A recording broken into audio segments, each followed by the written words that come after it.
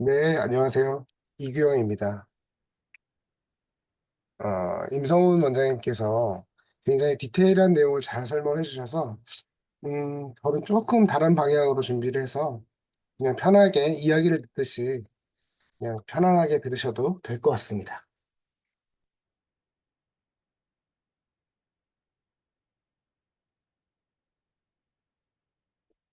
MTA를 사용한 지 좀 시간이 오래 지났고요. 그동안 사용하면서 느꼈던 점들을 말씀드려 보려고 합니다. 사진에서 보이는 것은 사막의 장미라고 하는 사막에서 만들어지는 모래 결정으로 만들어지는 일종의 보석이고요. 카타르 국립박물관도 그 보석을 모티브로 해서 만들어져 있는데요. MTA로 충전을 한 경우에 현미경적으로 확대를 해서 보면 그 사막의 장미 결정을 볼 수가 있어요.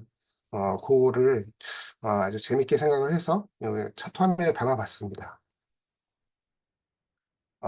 일단 우리가 어떤 새로운 재료나 제품이나 술식을 어떻게 만나가야 될까라고 생각을 해보면 우리 나름대로는 굉장히 신중하게 심사숙고를 해서 결정을 하게 되는데요. 그 결과가 항상 우리가 기대했던 대로 좋게 나오는 것은 아니잖아요. 시간이 지나야 알 수가 있게 되는 거죠.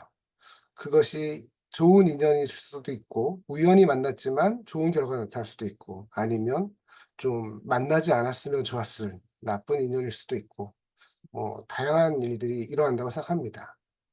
저는 임플란트 얘기를 잠깐 해보면 제가 졸업하고 얼마 되지 않아서 임플란트를 처음 선택하려고 했을 때 뭐 인터널 골흡수가 없는 인터널 커넥션이면 좋겠다라든가 초기 고정이 좋은 테이퍼드 타입이면 좋겠다라든가 여러 가지로 심사숙고를 해서 당시에 꽤 유명한 브랜드였던 3i의 NT라는 인터널 NT라는 제품을 선택했었어요. 근데 그 제품은 안타깝게도 좀 페일리어 이슈가 있었고 상당수의 페일리어를 경험을 했던 적이 있습니다. 아 그리고 저는 지금 선배님과 공동 기업을 하고 있는데 이제 둘이 합치게 되면서 제가 선택했던 임플란트는 무수한 페일리어를 겪고 있고 선배님이 쓰시고 계시던 덴티움을 같이 사용하게 됐는데요.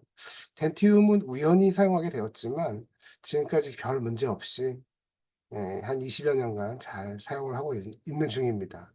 이게 꼭 심사숙고가 우리한테 좋은 결과를 주지 않는다는 게 좀 안타깝긴 하지만 예. MT의 경우는 저는 좀 우연히 만나게 된 것이었지만 시간이 많이 지나면서 다행히 결과가 좋았어요. 그래서 제가 긴 세월 동안 검증해 온 내용인지라 다른 분들께 권해 드려도 괜찮겠다는 확신이 들어서 아마도 오늘 이 자리에 같이 하신 분들은 'MTA를 사용할까 말까 고민하는 분들이 아닐까.' 해서 '이렇게 사용하셔도 좋겠다.'라는 이야기를 해 볼까 합니다.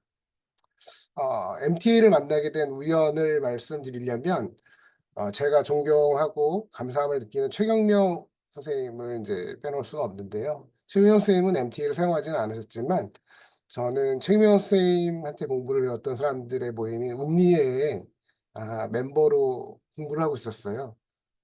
사진은 최경명 선생님 은퇴한 사진인데 왼쪽에는 바이오 MTA를 만드신 유준상 원장님 모습이 보이고요. 오른쪽이 저의 모습입니다. 최경영 선생님 덕분에 유준상 선생님하고 만나게 됐었고 유준상 선생님은 MT에 대해서 굉장히 각별한 관심을 가지고 계셨고 또 우리나라에서는 굉장히 이르게 MTA를 제품화해 주셔서 저희가 프루루트 MTA라는 굉장히 비싼 제품 대신에 몰수 MTA라는 제품을 쉽게 접하게 해 주셨던 감사한 분이죠. 또 제가 다행히 유승상 선생님을 알고 지냈기 때문에 올수 MTA라는 제품을 일찍부터 접하고 사용할 수 있게 됐던 것 같습니다.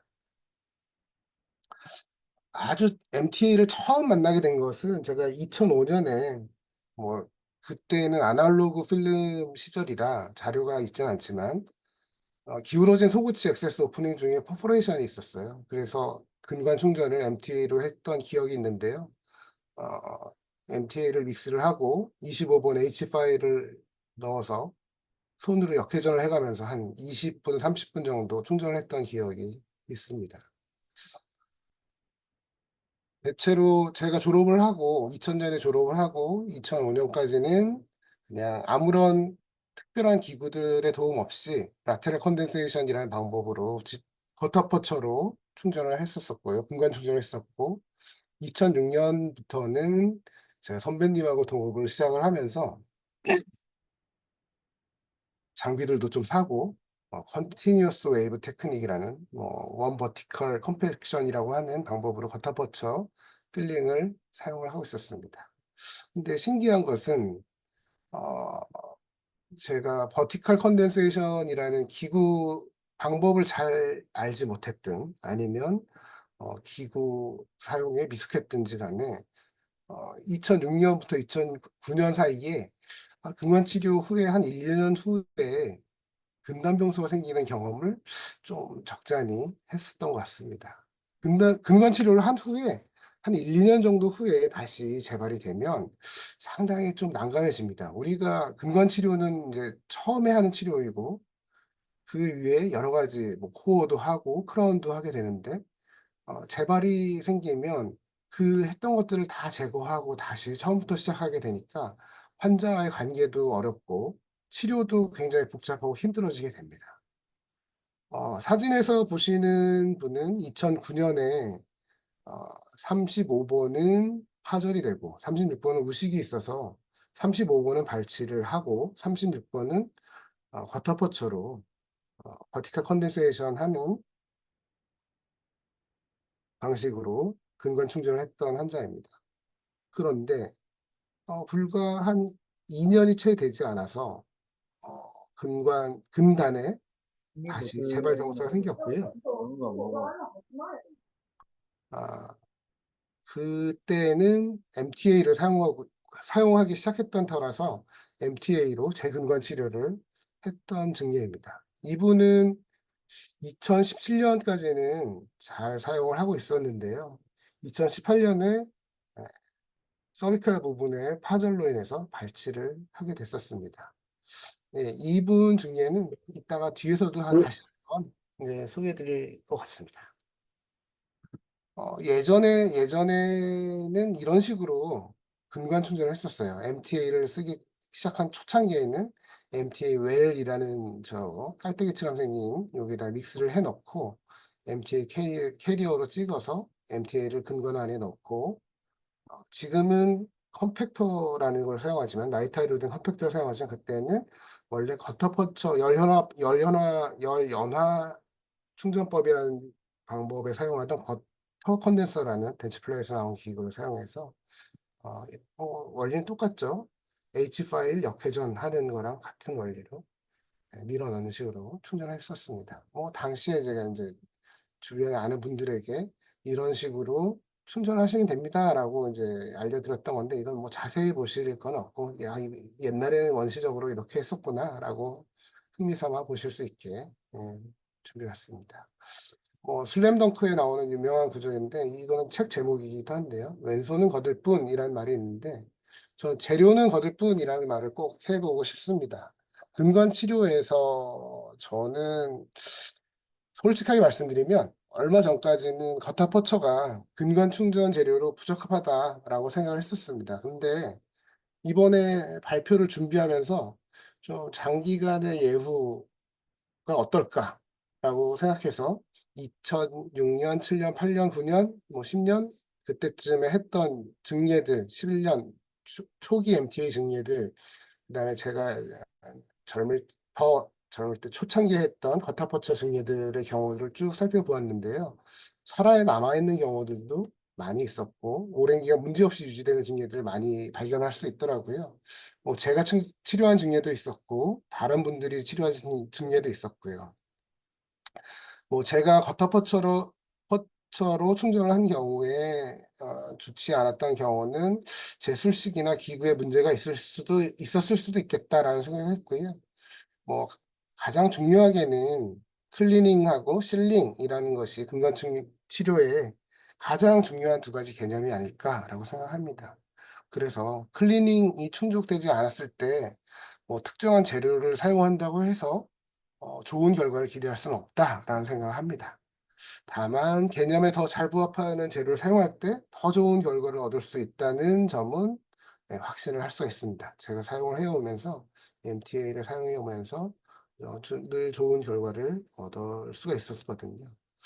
뭐 그래서 "왼손은 거들 뿐"이라는 유명한 슬램덩크의 한 대사를 "재료는 거들 뿐"이라고 바꿔서 얘기를 해 보고 싶고, 한편으론 재료는 거들 뿐이기는 하지만 또 없어서는 안 되는 것이 또 사실이기도 하니까요. 그런 점들 생각해 보시면 좋을 것 같습니다. 그래서 거타포처로 근관 충전을 한 경우에 오랫동안 잘 유지되는 증례를 하나 보여 드리려고 합니다. 2009 년에 45 번, 47 번의 근관 치료를 했던 증례인데요. 어 당시에는 MTA를 인제 도입해서 근관 충전을 사용하고 있던 때인데, 어 인페리어 알베올러 너브나 뭐 멘탈 포라멘 쪽에 흘러 들어갔을 때 위험성에 대해서 굉장히 조심을 하고 있었기 때문에, 여기 보시면 멘탈 포라멘이 뭔가 위로 올라온 것 같아서 45 번을 거타포처로 하고, 그냥 거타포처를 한 김에 47 번도 거타포처로 근관 충전을 했던 이런 경우입니다. 2024 년에 2024 년에 오셨을 때 여전히 별 문제 없이 잘 유지되고 있는 걸 볼 수가 있습니다.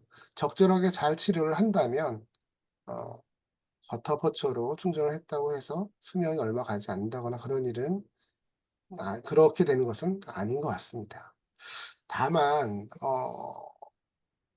다시 이쪽으로 넘어가 보면, 지금은요, 제가 2024 년의 저라면 이 상황에서 이 인전면의 치근 의식 때문에 근관 치료를 하게 됐을까? 지금이라면 근관 치료를 하지 않고 바이탈 펄프 세라피를 하지 않았을까?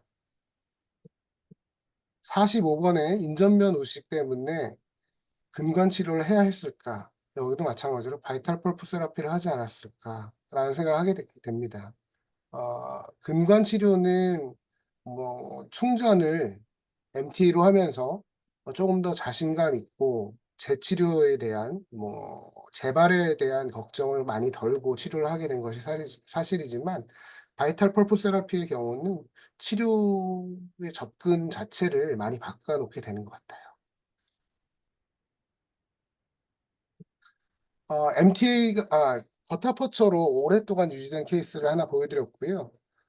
요번엔 MTA로 문제가 생겼던 경우를 하나 보여 드리려고 합니다. 2011 년에 근관 치료를 16 번을 근관 치료를 하고 올소 MTA로 근단부를 충전을 하고, 당시에는 거타포처로 백필을 하고 있었습니다. 그래서 그렇게 충전을 했었는데, 제가 차팅을 명확하게 하지는 않았고 기억이 정확하지는 않지만, 당시에 아마 블리딩이 많이 되는 근관인 경우에 최후의 방법으로 지혈이 잘 되지 않더라도 MTA를 넣어서 해결했던 경우들이 몇몇 있었던 것 같은데, 그 경우에 해당되는 것 같습니다. 11 년에 근관 치료한 그 치아에서 24 년에 갑자기 팔라탈에 피스툴라가 생기고 피스툴라가 팔라탈 루트 쪽으로 가는 네. 것을 발견할 수 있었어요. 아니, 2시간이요.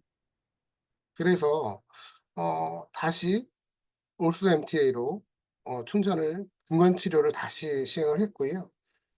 얼마 후에 피스툴라는 사라지고 건강한 모습으로 다시 살아나는 것을 확인하였습니다. 이때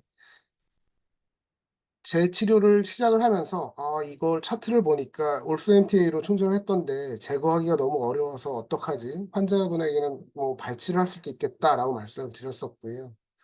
그런데 뜻밖의 그냥 가루로 되어 있는 것처럼 전혀 단단하지가 않았고, 하드닝이 되지 않은, 경화되지 않은 상태로 느껴졌었습니다. 제거는 전혀 어렵지 않았고요.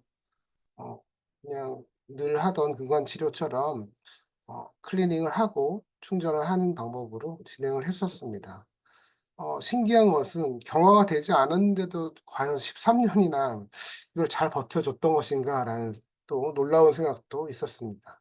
이 아래쪽에 보시면 저도 물론 MTA로 근관 충전을 하는 경우에 여러 가지 이유로 실패를 하기는 합니다만 대부분 파절 이슈들이나 치주 문제 때문에 발치를 하게 되는 경우가 많은데 다시 근단 병소가 재발한 경우는 지금까지 제가 기억하는 유일한 증례인 것 같아요. 그래서 근단 병소가 재발하는 경우는 MTA로 충전한 경우에는 굉장히 드물다라고 생각을 하고 있습니다.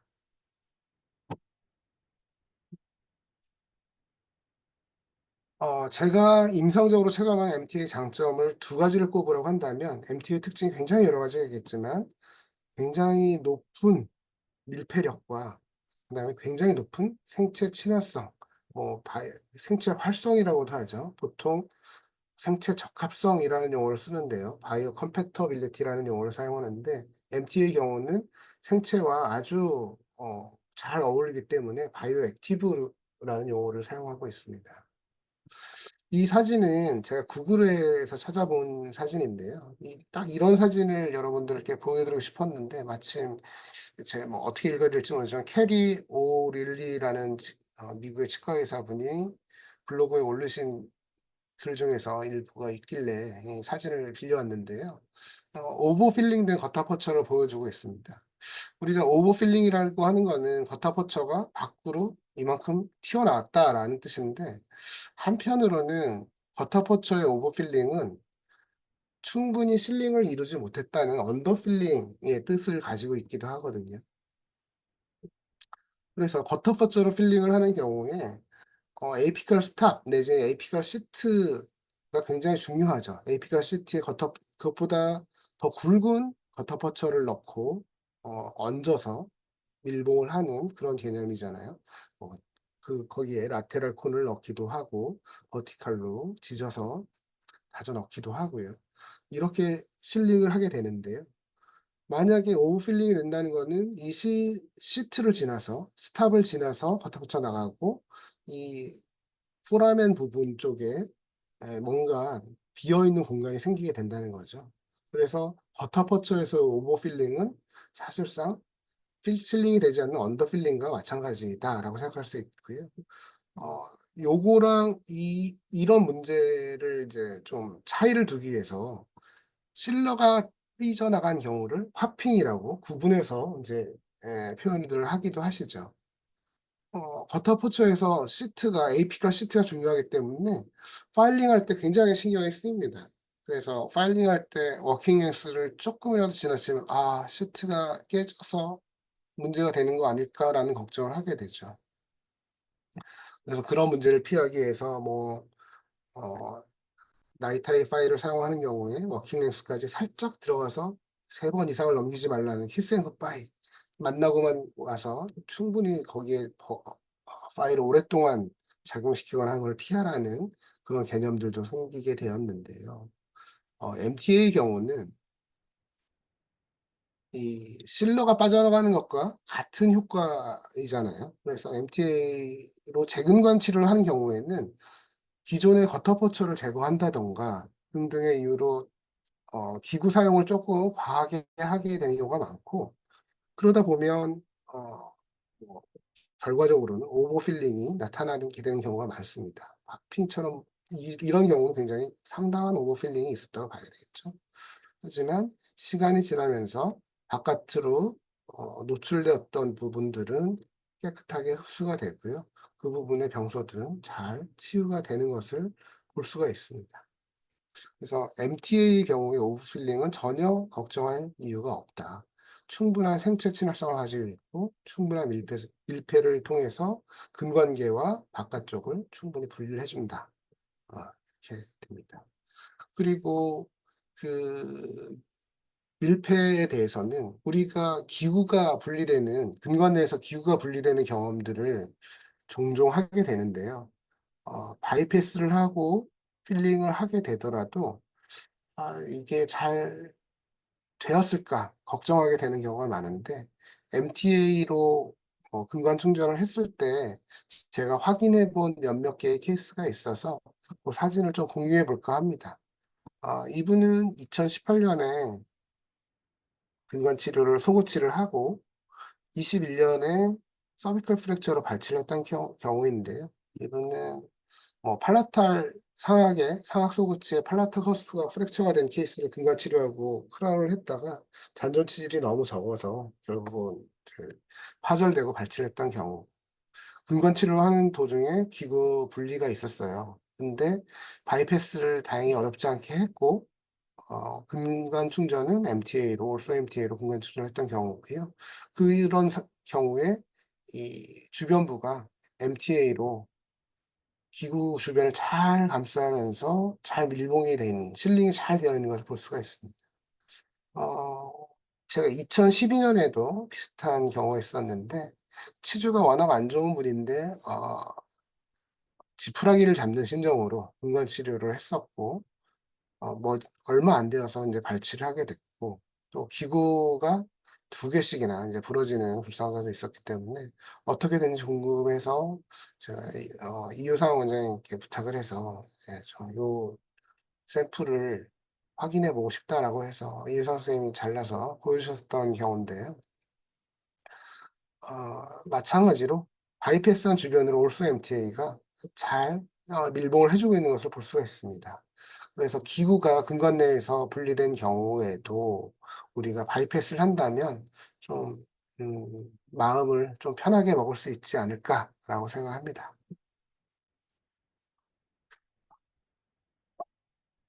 그러면 MTA 근관 충전 후에 발생하는 문제들과 그 해법에 대해서 좀 얘기를 해 볼까 하는데요. 근관 충전을 한 후에 증상이 해결되지 않는 경우들이 있죠. 미신 커넬이 대표적인 예가 될 겁니다. 상악 소구치가 근관이 2개인데 하나만 치료를 했다든가 MB2를 놓쳤다든가 그랬을 때 증상이 계속 남아 있게 되고요. 그런 경우는 찾아서 치료하면 되는 거라서 큰 어려움이 없겠죠. MTA가 중간에 들어가 있는데 그걸 제거해야 된다고 하는 어려움도 없고요. 그리고 크랙 치아인 경우에는 어 루트 크랙이 있는 경우에 우리가 MTA로 근관 충전을 했을 때 단기간에는 최소 6 개월에서 1년 정도는 증상의 호전을 볼 수가 있고요. 그 후에는 다시 안 좋아지는 것을 볼 수가 있는데 그럴 때에는 발치를 하게 되거나 아니면 상황에 따라서는 부분적인 치근 절제를 하게 됩니다. 사진에서 보시는 분은 16 번과 46 번의 근관 치료를 했던 경우인데 치료를 했던 이유는 쪼금 어 지금 생각하면 쪼금 과도했다고 생각하지만 좋은 버티컬 스톱을 만들기 위해서 '크라운을 씌워야 되겠다.'라는 생각을 했던 경우였어요. 근데 어 '차라리 그냥 지냈으면 어땠을까.'라는 생각이 드는 중입니다.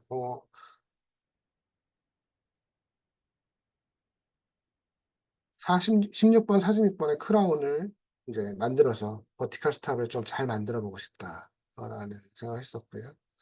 그래서 근과 치료를 하고 크라운을 했는데 어 얼마 지나지 않아서 MTA로 충전을 했는데 근관 충전을 했는데도 불구하고 46번 미지알 쪽에 병소가 생겼어요. 이것을 살펴본 바 크랙으로 생각이 됐고 치근 절제를 했었고요. 46 번은 그로부터 한 4년 정도 후에는 어 크랙이 점점 더 위로 올라와서 결국은 발치를 하게 됐었습니다. 16 번의 경우는 그것보다는 오래 잘 버텨 주긴 했는데요. 12 년이 지나고 24 년에 병소가 생겼고 크랙 크랙으로 판단이 되어서 치근을 절제를 했습니다. 그리고 나서는 회복이 돼서 잘 지내고 계시는 중이고요. 루트 크랙에 대해서 쪼금 더 살펴보면 이분은 루트 크랙이 이렇게 보이죠. 바이패스를 했었고요. 때로는 만곡근관인 경우에 만곡근관 내부에 파일이 분리되어 있는 경우는 나이터 파일은 펼쳐지고 싶은 그런 성격을 가지잖아요. 그래서 크랙을 점점 악화시키는 것이 아닌가라는 생각을 가지게 됩니다. 네. 뭐 이분은 초진 때는 이렇게 됐었고 뭐 별 문제 없이 지내시다가 어느 날 2009년의 어느 날 근심 쪽에 병소가 보이기 시작하는데 증상은 없으셨어요. 그래서 치료는 받고 싶어 하지 않으셨고 한동안 지내시다가 드디어 이제는 불편해서 안 되겠어요라고 해서 2012년의 어느 날인가 이제 근간 치료를 하게 되는데요. 기구 분리가 됐었습니다. 그러니까 이미 병소가 있었을 때에는 크랙이 존재하고 있었을 거라고 생각이 됩니다. 잠깐 좀 호전되는 듯한 양상을 보이게 되고요. 호전되는 듯하다가 어느 날 갑자기 급격하게 나빠지는 모습을 보이고 결국은 점점점 상태가 안 좋아져서 발치를 하게 됐습니다. 크랙이 있는 치아의 경우는 MTA를 사용한다고 하더라도 우리가 크랙의 진행을 막기는 어렵다라고 생각을 합니다. 특징적으로는 뭐 MTA로 근관 충전을 한 후에 크랙 때문에 병소가 다시 생기고 벌어져도 증상이 없어서 환자가 "나는 발치하고 싶지 않다."라고 이제 고집을 부린 경우가 좀 있는 경우도 특징적이라고 할 수 있겠습니다. 예. 뭐 크랙 치아인 경우는 결국은 우리가 발치를 하거나 치근을 잘라내거나 제거하는 것밖에는 방법이 없다라는 생각이 들고요. 그리고 제가 한 케이스 경험했다고 하는 치근단 크랙이 아닌데도 불구하고 치근단 병소가 재발하는 경우가 있을 수 있습니다. 그때에는 적어도 저의 경험상으로는 MTA를 제거하는 것이 그렇게 어렵지 않았고요. 어 제거가 어렵지 않기 때문에 재치료도 그다지 어렵지가 않았습니다. 뭐 만약에 제거가 어렵다고 하더라도 수술적인 접근을 하는 경우에 충분히 경과가 되는 경우라면 그냥 잘라내기만 하면 되기 때문에 치 치근 절제 같은 경우도 쉽게 역충전을 하는 경우보다 훨씬 간단하게 접근할 수 있기도 합니다. 네. MTA 근관 충전에 대해서 오프라인 세미나에 가시면 뭐 핸즈온이나 여러 가지 실습을 해 보실 수 있겠지만 이 방법은 아마도 안 가르쳐 주실 것 같기도 해서 여러분께 소개를 해 드리려고 하는데 저는 요즘에 대부분 이런 식으로 충전을 하고 있습니다. 네.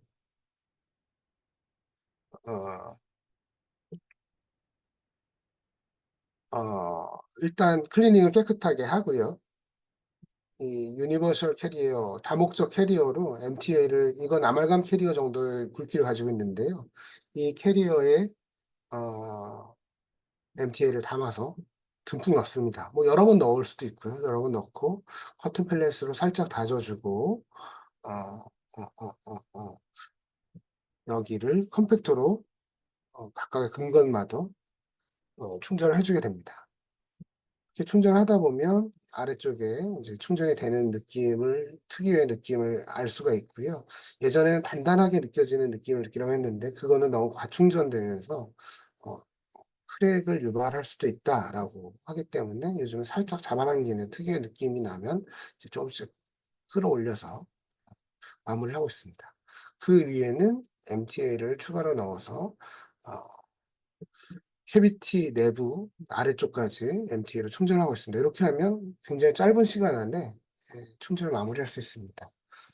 네, 질문 중에서 "MTA가 왜 경화되지 않았냐?"라는 거는 관련된 거니까 잠깐 말씀을 드리면 아마도 그때 근관 내 블리딩이 해결되지 않는 상황에서 어 블리딩이 되고 있는 상황에서 MTA를 충전을 했었던 증례인 것 같아요. 그런 경우는 어 MTA가 뭐 혈액이나 조직액하고 섞이면 경화가 잘 되지 않거든요. 근데 경화가 되지 않은 상태에서도 증상은 가라앉혔고 저는 인제 그거를 그냥 치료했던 거죠. 그래서 이런 경우라면 만약에 지금도 근관내 블리딩이 해결이 되지 않는 경우를 경험을 하게 된다면 지금 같으면 일단 임시로 MTA 충전을 하고 한 2주 정도 후에 1-2주 정도 후에 증상이 사라지면 MTA를 제거하고 다시 이제 좋은 조건 하에서 MTA를 근간 충전하는 쪽으로 하지 않을까, 그렇게 생각합니다. 위에 있는 질문들은 나중에 제가 미처보지를 못해서 마무리를 하고 말씀드리도록 하겠습니다.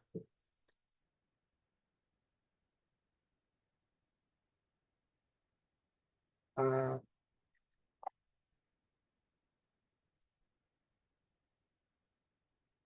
이렇게 근간 충전을 하게 되면 어떤 일이 일어날지 잠깐 보겠습니다.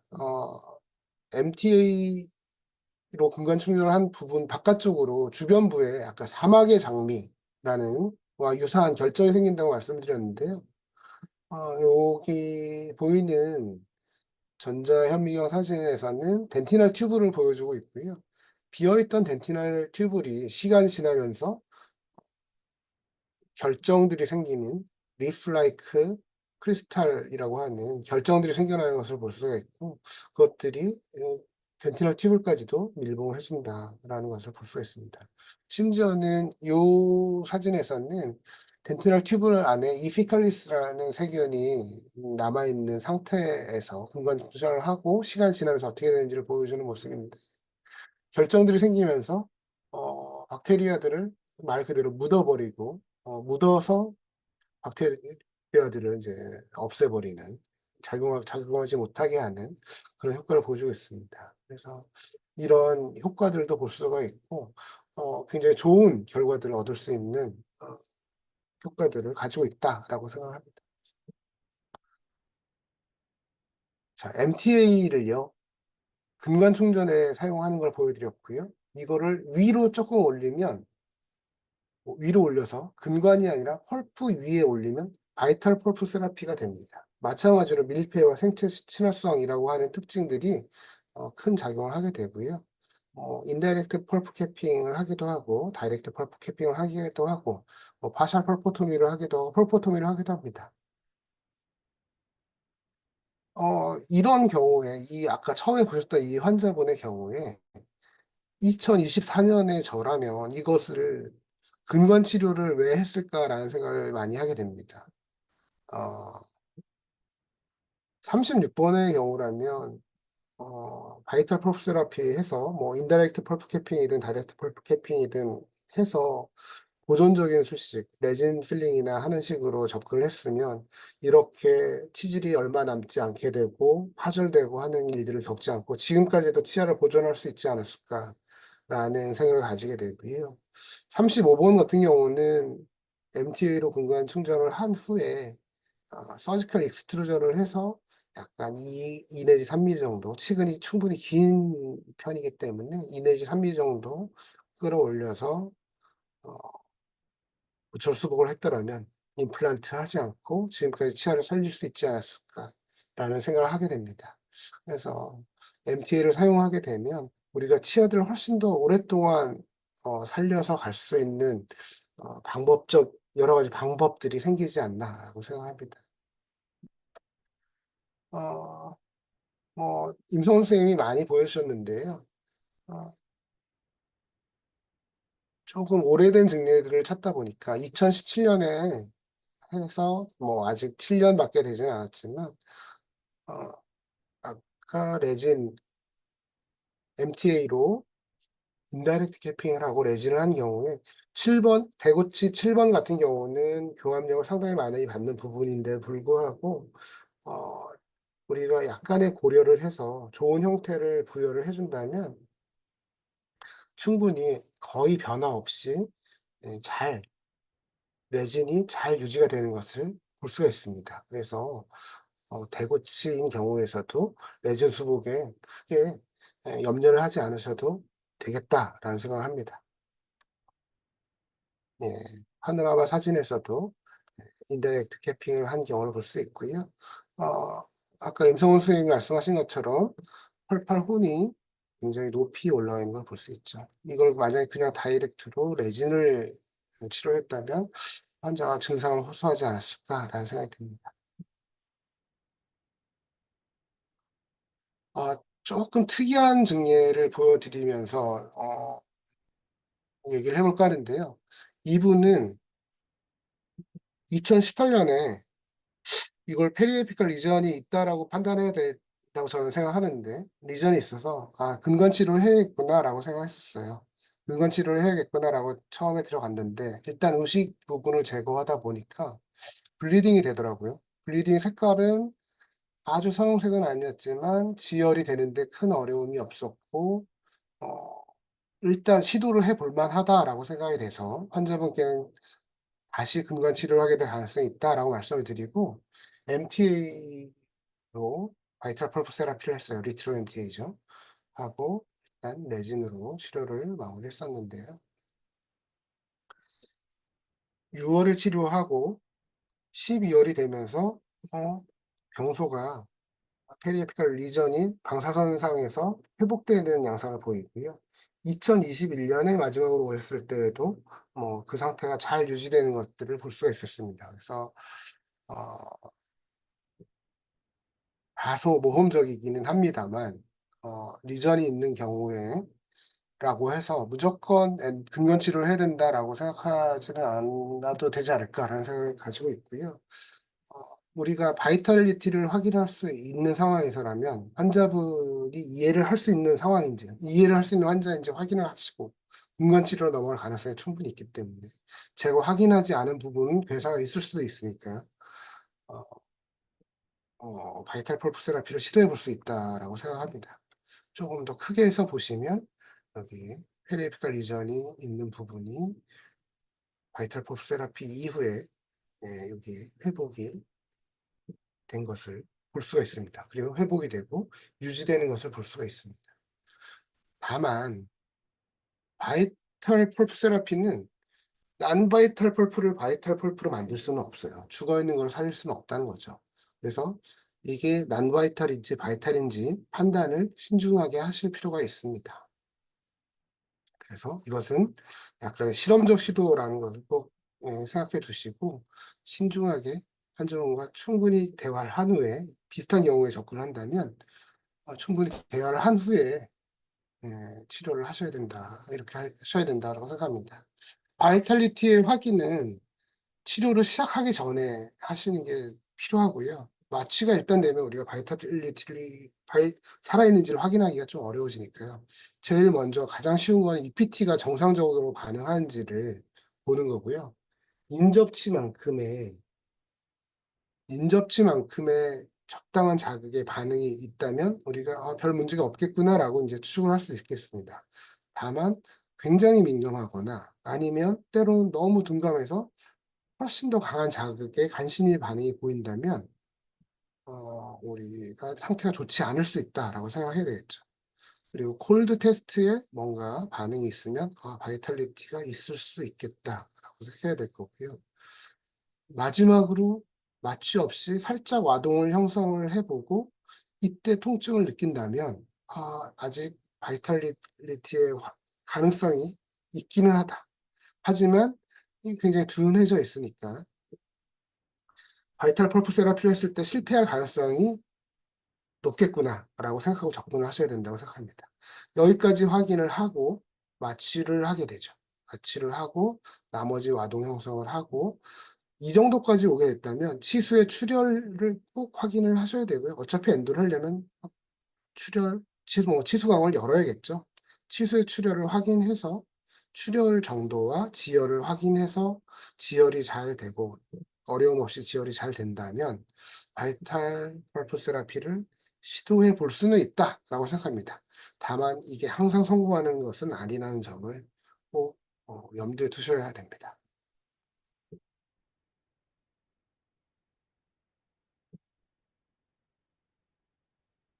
예, 이분 같은 경우는 그래서 수복은 뭘로 할까요? 수복은 바이탈 펄프 세라피 이후에 에, 어떤 것도 상관없다고 생각합니다. 글래스 아이오노모로 치료를 마무리한 경우인데요.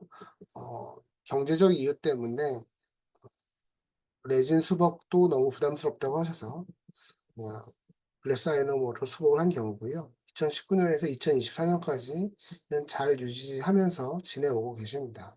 소고치 같은 경우는 교합력을 다시 강하게 받지 않는 경우가 많기 때문에 예, 뭐 조금 강도가 약한 재료라고 하더라도 어, 시도해 볼 만하다고 생각합니다. 플로우 레진으로 대구치의 교환면을 우리가 형성하는 경우에 과연 신뢰를 할 만한가? 라는 의문을 가지실 것 같아서 제가 2014년에 플로우 레진으로 어, 사진에서는 27번 27번의 교환면 일부를 플로우 레진으로 형성한 경우를 최근에 리콜을 하게 돼서 어, 보여드리려고 합니다. 왁스업을 하고 간섭이 없도록 잘 형태를 잡아서 만들었던 경우인데 어, 대략 10년의 시간이 지난 동안 약간의 교모는 있었지만 처음과 큰 변화 없이 필요한 부분은 잘 유지가 되고 있는 것을 볼 수가 있습니다. 그래서 저희가 뭐 레진을 사용할 때, 레진으로 충전할 때 왁스업을 하고 메모실이라고 하는 투명 실리콘을 사용하면 굉장히 좋은 형태로 수분을 할 수가 있는데 그때에는 재료의 특성상 플로우 레진을 사용하게 되는데요. 플로우 레진으로 대고치를 형성한다고 하더라도 우리가 형태를 여러 가지를 고려해서 잘 부여를 한다면 잘 유지될 수 있다라는 점 말씀드리고 싶습니다. 그리고 뭐 바이탈 펄프 세라피를 한 경우에 다이렉트 캐핑을 했고요. 우식이 워낙 심해서 교정을 해야 되는데 우식이 워낙 심해서 5치의 바이탈 펄프 세라피 후에 교정을 했었고요. 교정하는 데는 전혀 문제가 없으니까 또 안심하고 사용하셔도 되겠습니다. 바이탈 펄프 세라피에 적용하는 방법에 대해서 그냥 간단하게 뭐 사진 없이 말씀을 좀 드리고 싶습니다. 어, 리트로 MTA를 바이탈 펄프 세라피에 사용할 때 빈 공간 없이 딱 밀착해서 적용을 하려면 점도가 낮을수록 좀 묽은 상태면은 쫙 가서 그 빈틈 없이 기포 없이 잘 붙을 것 같아서 묽은 상태로 적용을 하고 싶어 하는데요. 묽은 상태는 옮기기가 너무 어렵거든요. 퍼서 옮기기 힘들어서 일단 믹스는 하시고요. 믹스를 하면 좀 묽은 상태가 되는데 커튼롤로 물기를 조금 흡수를 시켜주면 어, 딱 찰흙 정도의 우리가 떠서 옮기기 좋은 점도가 됩니다. 떠서 옮기기 좋은 점도가 된 것을 이제 떠서 우리가 적용하려고 하는 부위에 넣고 그 부분을 적당한 기구로 떠서 옮겼던 그 기구 정도면 되겠죠. 기구로 MTA를 살짝 두드려주면 MTA가 액상화라는 것을 아실 텐데요. 지진이 났을 때 집안이 수분이 올라오면서 굉장히 묽은 뭐 늪지처럼 변하는 그런 현상을 얘기하는데 이런 액상화 내지는 뭐 요변성이라고 하는 것들이죠. 그런 현상이 일어나서 촥 퍼지는 그런 상황을 볼 수가 있습니다. 그래서 묽게 믹스해서 그걸 옮기려고 하면 너무 어렵기 때문에 좀 예, 수분을 제거한 상태로 옮기고 두드려서 잘 얇게 펴주는 식으로 적용하시면 좋습니다. 예, 뭐 저는 좀 두서없이 이렇게 말씀을 드렸고요.